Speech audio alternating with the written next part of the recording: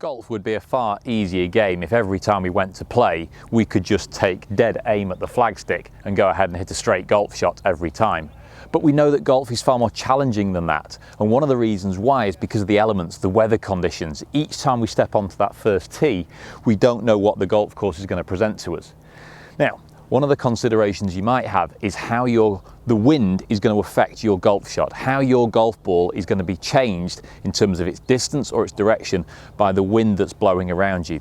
And I think this is one of the underrated factors I see for a lot of relative newcomer beginner golfers, sometimes because they think, well, it doesn't matter what the wind's doing because I'm not consistent enough anyway. But if you are starting to get to that point where you're getting most of your shots up in the air, most of your shots hitting towards the green and the target, what you don't want to do is hit fantastic golf shots that deserve a really good result and then have the wind play a part and push your ball into a bunker or off the green or even worse into a water hazard. So start to consider the effects of the wind on your golf shots. What you'll often see the professional players do is when they get to their ball, they'll assess things like the distance and the hazards around the green, and they'll have a conversation with their caddy about club selection, and within that conversation they'll talk about the wind. You'll often see them bend down, take a little piece of grass, throw it up in the air and see which way the blades of grass blow, and they're assessing the strength and also the direction of the wind. And then when you've decided that, you can then go ahead and select the type of shot you want to play. Now imagine that we've got a crosswind. Now, as you can probably see and hear today, there is no wind, so we have to use our imagination a little bit here. But if you go to the practice ground on a windy day, try and find a situation where you have a crosswind and consider how the ball flight is different. For most relative newcomers to the game, and probably down to around about a single-digit handicap, you should play with the wind rather than fight the wind. And let me explain the difference there.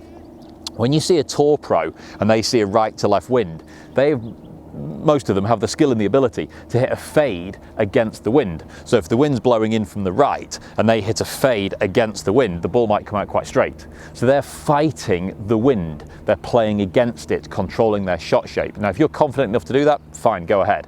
But if you're struggling to reliably hit a certain shape of shot, you're much better just playing with the wind. And by that, I just mean aiming far enough to the left or to the right to allow the wind to make its work on the ball and bring the ball back into play.